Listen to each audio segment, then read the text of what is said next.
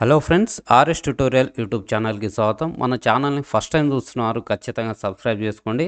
అదేవిధంగా వీడియోని స్కిప్ చేయకుండా చివరి వరకు చూసి మన వీడియో మీద అయితే కామెంట్ని కింద కామెంట్ సెక్షన్లో చెప్పండి.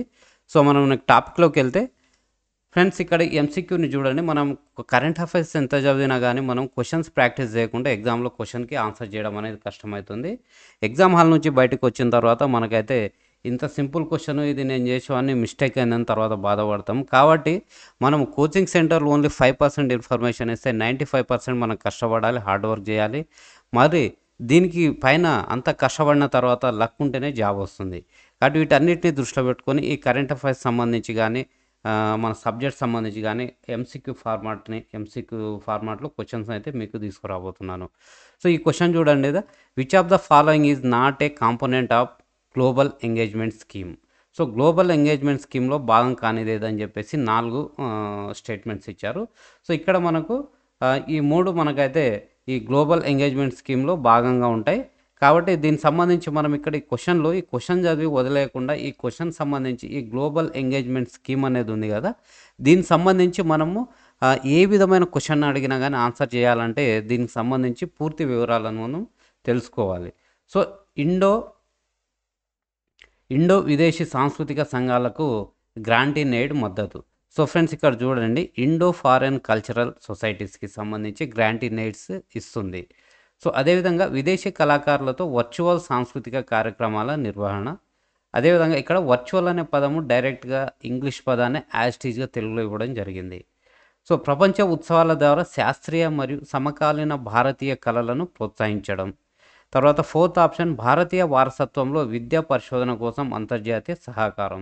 సో ఫ్రెండ్స్, ఇక్కడ ఈ గ్లోబల్ ఎంగేజ్మెంట్ స్కీమ్ అనేది ఎడ్యుకేషన్ రీసెర్చ్ సంబంధించిన అంశం కాకుండా ఇది కల్చరల్ అంశం. కాబట్టి ఈ ఫోటో చూడండి, ఈ ఫోటోని బట్టి అర్థం చేసుకోవాలి ఇది కల్చరల్ సంబంధించిన అంశం అని.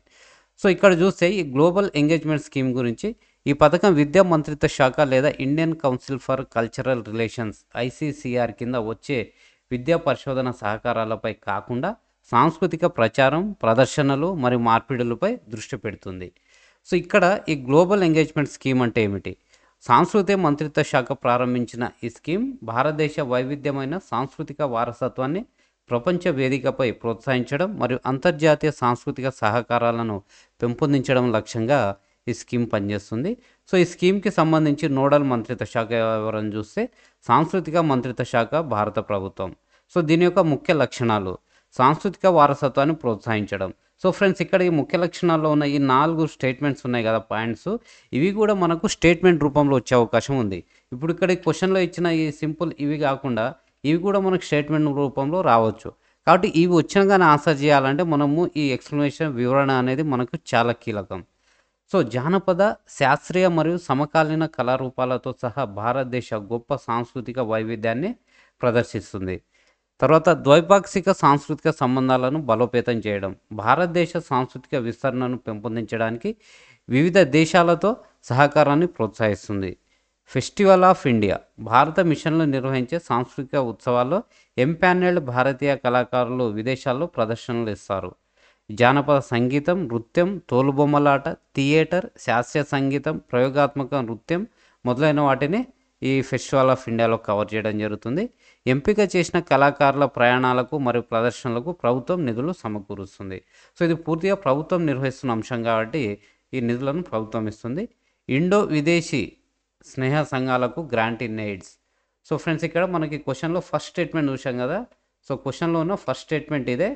కాబట్టి దీని మీద మనకు పట్టు ఉంటే ఆటోమేటిక్గా క్వశ్చన్స్కి ఆన్సర్ చేయవచ్చు. సో ఇండో విదేశీ సాంస్కృతిక మార్పిడిని పెంపొందించే లక్ష్యంతో ఈ సాంస్కృతిక సంఘాలకు ఆర్థిక సాయం చేయడం. ఇక్కడ ఇంగ్లీష్లో కూడా ఎక్స్ప్లెనేషన్ ఇచ్చాను. తర్వాత సెకండ్ క్వశ్చన్, జాతీయ గణాంకాల కార్యాలయం NSO ప్రచురించిన కింది నివేదికలను పరిశీలించండి. సో ఫస్ట్ వచ్చేసి పారిశ్రామిక ఉత్పత్తి సూచి అంటే ఇండెక్స్ ఆఫ్ ఇండస్ట్రియల్ ప్రొడక్షన్.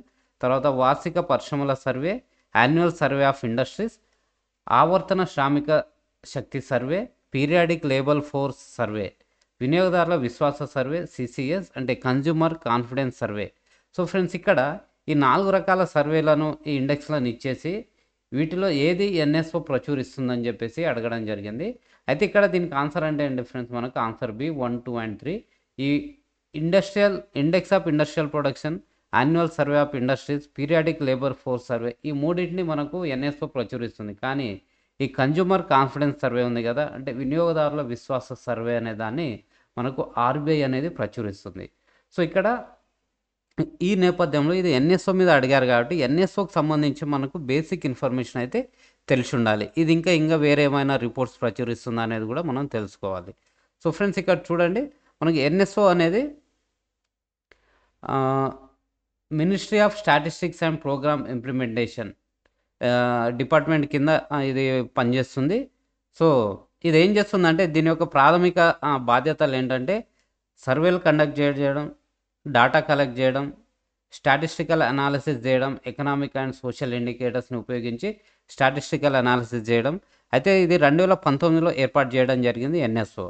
అయితే ఫ్రెండ్స్ గతంలో దీని స్థానంలో central statistics office and national sample survey office అనేవి రెండు ఉండేవి. ఈ రెండింటిని మెర్జ్ చేసి 2019లో నేషనల్ స్టాటిస్టిక్స్ ఆఫీస్ అనేది ఎన్ఎస్ఓని ఏర్పాటు చేయడం జరిగింది. సో దీన్ని ministry of statistics and programme implementation సంబంధించిన సెక్రటరీ దీన్ని హెడ్గా ఉంటారు. సో దీని యొక్క స్ట్రక్చర్ చూస్తే దీంట్లో సర్వే డివిజన్ ఉంటుంది, economic division, field operation division అనేవి ఉంటాయి. సో ఇవి ఏమేం చేస్తాయి అనేది కూడా ఇక్కడ చాలా స్పష్టంగా చెప్పాము. సో ఆ తర్వాత ఫంక్షన్స్ అండ్ పవర్స్. సో ఈ ఎన్ఎస్ఓ ఇంత డాటా సేకరిస్తుంది, స్టాటిస్టిక్స్ని అనలైజ్ చేస్తుంది కదా, దీని యొక్క విధులు కావచ్చు, దీని యొక్క అధికారాలు ఏంటనేవి కూడా ఇక్కడ ఇవ్వడం జరిగింది. సో లార్జ్ స్కేల్ సర్వేస్ అంటే నేషనల్ శాంపుల్ సర్వేస్ కావచ్చు, periodic labour surveys, household consumption surveys నిర్వహిస్తుంది. ఆ తర్వాత GDP data, consumer price index CPI, index of industrial ప్రొడక్షన్కి సంబంధించి ఇది డాటా అనేది పబ్లిష్ చేస్తుంది. Provide statistical inputs for government policies and economic planning, అంటే ప్రభుత్వము తీసుకొచ్చే పాలసీలకు మరియు ఆర్థిక ప్రణాళికలకు కావాల్సిన స్టాటిస్టికల్ డాటాని మనకు ఎన్ఎస్ఓ ప్రభుత్వానికి ప్రొవైడ్ చేస్తుంది. సో డాటా అక్యురసీ, ట్రాన్స్పరెన్సీ వీటిని కూడా ఇది ఎన్ష్యూర్ చేస్తుంది, అంటే ఇవన్నీ ఉండేలాగా చూస్తుంది. తర్వాత Stockholm international fees research institute SIPRI మరియు దాని విధులకు సంబంధించి కింది ప్రకటనలను పరిగణించండి. సో ఇక్కడ 4 స్టేట్మెంట్లు ఇచ్చి దీంట్లో ఏవి సరైనవని ఇచ్చారు. సో ఫ్రెండ్స్ ఇక్కడ చూడండి, ఒకే ఒకటి, కేవలం 2, 3 ఏది కాదు. ఇలాంటప్పుడు మనకు ఒకే ఒకటి అన్నప్పుడు ఈ 3 స్టేట్మెంట్లలో ఏదో ఒకటి ఉండొచ్చు.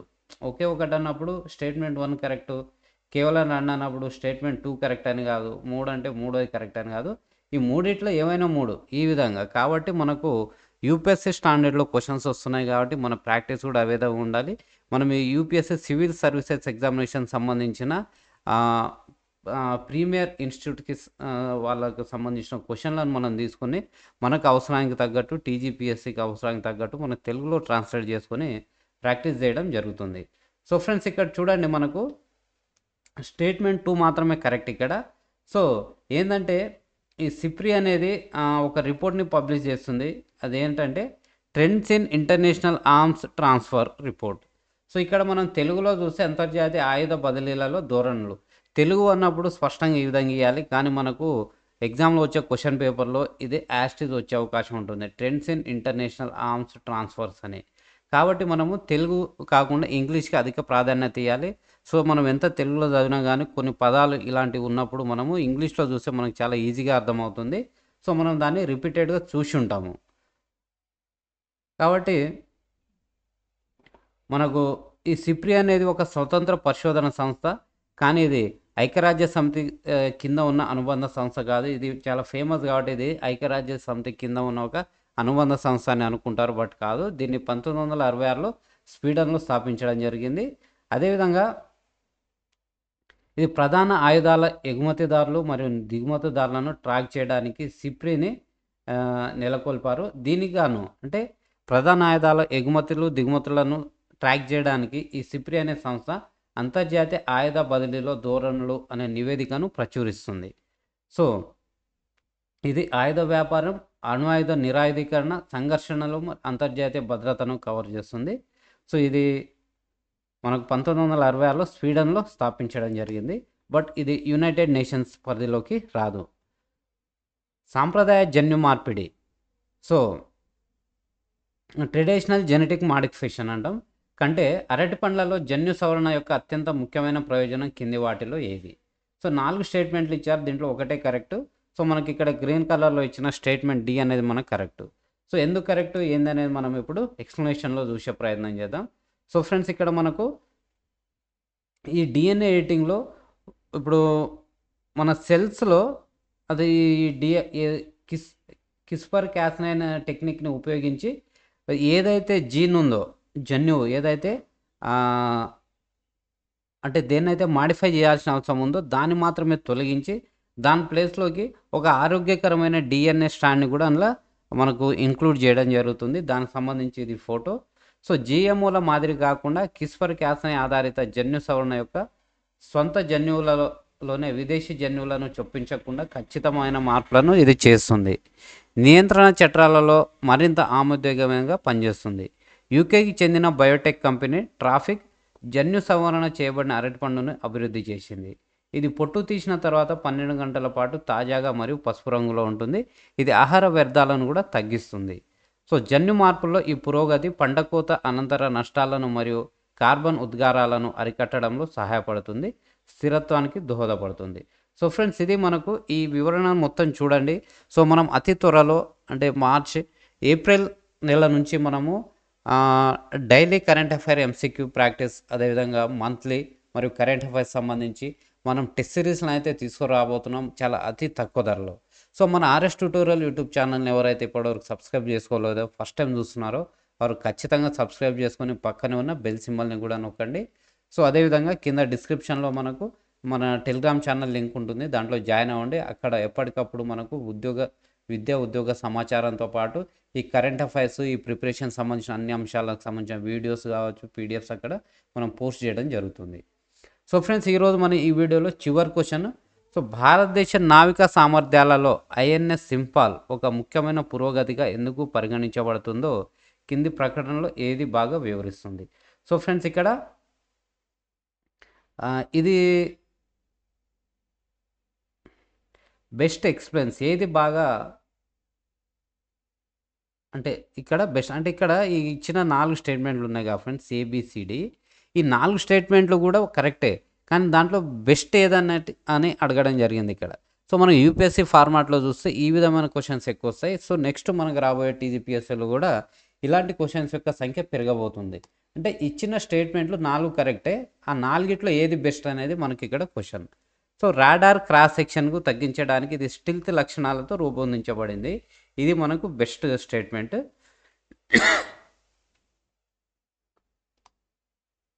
సో దీనికి సంబంధించి మనం పూర్తిగా చూద్దాం ఫ్రెండ్స్. ఐఎన్ఎస్ సింపాల్ తక్కువ రాడార్ క్రాస్ సెక్షన్ డిజైన్ను కలిగి ఉంది.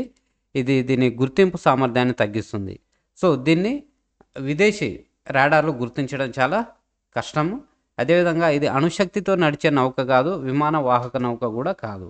బ్రహ్మోస్ను మోసుకెళ్తున్నప్పటికీ సూపర్ సోనిక్ క్రూయిజ్ క్షిపణులను మోహరించగల ఇతర యుద్ధ విమానాలు భారతదేశంలో ఇప్పటికే ఉన్నాయి. సో ఇది ప్రాజెక్ట్ 15B గైడెడ్ క్షిపణి విధ్వంసక నౌకకు సంబంధించినది. సో ఇది డిసెంబర్ 2023లో ప్రారంభించబడింది. ఇది ఒక స్వదేశీ స్టెల్త్ డిస్ట్రాయర్ అని చెప్పొచ్చు. దీన్ని ఎవరు నిర్మించారంటే Mazagaon dock ship builders limited MDL Mumbai. So ఇక్కడ మనకు ఐఎన్ఎస్ సింపాల్ యొక్క ముఖ్య లక్షణాలు ఏంటి అనేది అవసరం మనకు ముఖ్యమైనది. సో ఇక్కడ ఈ భాగంలో ఉన్న ఈ ప్రతి అంశం కూడా చాలా ఎగ్జామ్ పాయింట్ ఆఫ్ వ్యూ కీలకమైనవి. సో ఇవి మనం చదవకుండా ఈ ఒక్కటి చదివి వదిలేస్తే మనకు ఎగ్జామ్లో ఈ పార్ట్ నుంచి స్టేట్మెంట్స్ రావడం జరుగుతుంది. కాబట్టి దీన్ని మనం ఖచ్చితంగా చాలా స్పష్టంగా అర్థం చేసుకోవాల్సిన అవసరం ఉంది. సో మనకు ఫస్ట్ దాని క్యారెక్టరిస్టిక్ చూస్తే అత్యాధునిక ఆయుధాలు బ్రహ్మోస్ సూపర్ సోనిక్ క్రూయిజ్ క్షిపణిలో అమర్చబడి ఉంటుంది. వైమానిక రక్షణ కోసం బరాక్ 8 ఉపరితలం నుంచి గగనతలానికి క్షిపణులను ప్రయోగించవచ్చు. దగ్గర నుండి పోరాడడానికి 76mm super rapid gun mount మరియు AK-630 సివిక్స్ దీని మీద ఉపయోగించవచ్చు. అడ్వాన్స్ సెన్సార్ మరియు radar system, multi function surveillance మరియు థ్రెట్ అలర్ట్ రాడార్ ఫీచర్లు ఉన్నాయి. నీటి అడుగున నిఘా కోసం ఎలక్ట్రానిక్ వార్ఫేర్ సూట్లు మరియు టోర్డ్ అరే సోనార్లు ఉన్నాయి. స్టెల్త్ సామర్థ్యాలు, స్టెల్త్ కార్యకలాపాల కోసం తక్కువ రాడార్ క్రాస్ సెక్షన్తో రూపొందించబడింది. శత్రు రాడార్ వ్యవస్థల్లో గుర్తించే సామర్థ్యాన్ని ఇది తగ్గిస్తుంది. మెరుగైన చలనశీలత మరియు మన్నిక.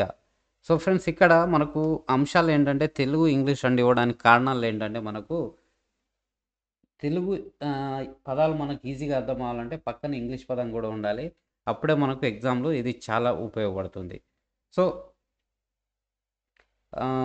నాలుగో గ్యాస్ టర్బైన్‌ల ద్వారా శక్తిని పొందుతుంది. 30 నాట్ల పైగా ప్రయాణించగలదు స్పీడ్. సో, దీన్ని 4000 నాటికల్ మైళ్ళ దూరం వరకు ప్రయాణిస్తుంది. హెలికాప్టర్ మరియు యూఏవీ కార్యకలాపాలు. MH-60R సీహాక్స్‌తో సహా 2 బహుళ ప్రయోజన హెలికాప్టర్లను ఇది మోయగలదు. నిఘా కోసం మానవరహిత వైమానిక వాహనం అంటే అన్‌మ్యాన్డ్ ఏరియర్ వెహికల్స్‌కి ఇది మద్దతునిస్తుంది. సో, ఫ్రెండ్స్ ఇది మనకు ఈరోజు న్యూస్‌లో ఉన్న కరెంట్ అఫైర్స్‌ని బేస్ చేసుకొని ఎగ్జామ్ పాయింట్ ఆఫ్ వ్యూ మనం కరెంట్ అఫైర్ ఎంసీక్యూస్‌ని ఈరోజు మనం చర్చించడం జరిగింది. సో, నెక్స్ట్ ఈ విధమైన వీడియోస్ అయితే మన ఛానల్‌లో కంటిన్యూ అయితాయి. సో, నెక్స్ట్ ఇక్కడ మనకు ఈ 38th నేషనల్ గేమ్స్ సంబంధించి కావచ్చు, ఈ డైలీ కరెంట్ అఫైర్ కావచ్చు, కొన్ని ట్రిక్స్ అండ్ టిప్స్‌కి సంబంధించి కూడా వీడియోలున్నాయి. సో, అవసరం ఉన్నవాళ్ళు అది అవసరమని భావిస్తే దీన్ని కూడా చూడగలరు. So, thank you very much. జై హింద్.